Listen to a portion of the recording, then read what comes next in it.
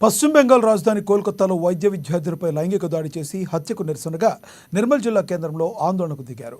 Private ఆసుపత్రుల్లో OP సేవలు నిలిపేసి వైద్యులు నిరసన వ్యక్తం చేశారు.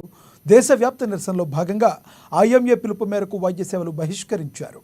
డాక్టర్స్, లైన్లో విద్యార్థులు, నర్సింగ్ కళాశాల విద్యార్థులతో కలిసి ఆందోళన చేపట్టారు. కోల్కతా ఘటనకు వ్యతిరేకంగా నినాదాలు చేశారు. అనంతరం ఐఎంఏ సంఘ నాయకులు మాట్లాడుతూ వైద్య విద్యార్థినిపై అత్యాచారం, హత్యకు పాల్పడ్డ నిందితులను కఠినంగా శిక్షించాలని డిమాండ్ చేశారు. ఎంతటి వారున్నా వారికి ఉరిశిక్ష పడేలా ప్రభుత్వాలు చర్యలు తీసుకోవాలన్నారు. లేని పక్షంలో రాబోయే రోజుల్లో ఆందోళన మరింత ఉధృతం చేస్తామని హెచ్చరించారు. అనంతరం జిల్లా కేంద్రంలోని ప్రధాన వీధుల గుండా ర్యాలీను చేపట్టారు. డ్యూటీలో ఉన్నాక చెస్ట్ ఫిజిషియన్ డ్యూటీ రూమ్ లేక సెమినార్ హాల్లో మధ్యరాత్రి పడుకుంటే అదొక ప్లాన్ మాట. ఎందుకంటే ఆ ఒక్క రూమ్ సీసీ కెమెరాసే వాళ్ళు మాయం చేసిండ్రు.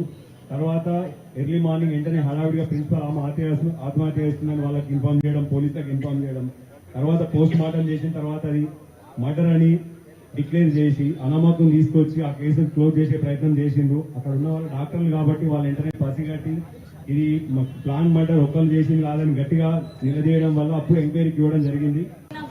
గర్ల్స్ డ్రెస్సెస్ బాగాలేదు, డ్రెస్ వేసిన విధానం బాగాలేదు, గర్ల్స్ బ్యాడ్ అనేసి మాట్లాడారు. మరి ఈసారి ఒక డాక్టర్ వైట్ కోట్ మీద ఉంది, మరి వాళ్ళకి ఎలా చేయాలనిపించింది? పోయినసారి ఇలా చెప్పేసి కేసుని తప్పుతో వాళ్ళకి తీసుకెళ్ళిండ్రు. మరి ఈసారి అయితే జరిగింది నిజమే కదా, చూశారు కదా అందరూ. మరి మాకు జస్టిస్ కావాలి కదా.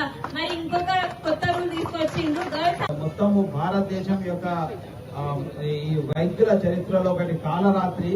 అదే అది చూసినటువంటి నలుగురు దుండగులు వాళ్ళు నిజంగా చాలా వివిఐపికి కుటుంబాలకు చెందిన వాళ్ళు కాబట్టి ఇంత ఇంత ఇంత దేశవ్యాప్తంగా మనం నిరసన తెలిపినా కానీ కూడా వాళ్ళపై చర్య తీసుకోవడం లేదు. ప్రపంచము అదేవిధంగా యావత్ భారతదేశము ఇండియన్ మెడికల్ అసోసియేషన్ ప్రతి ఒక్క వైద్య సమాజము దీన్ని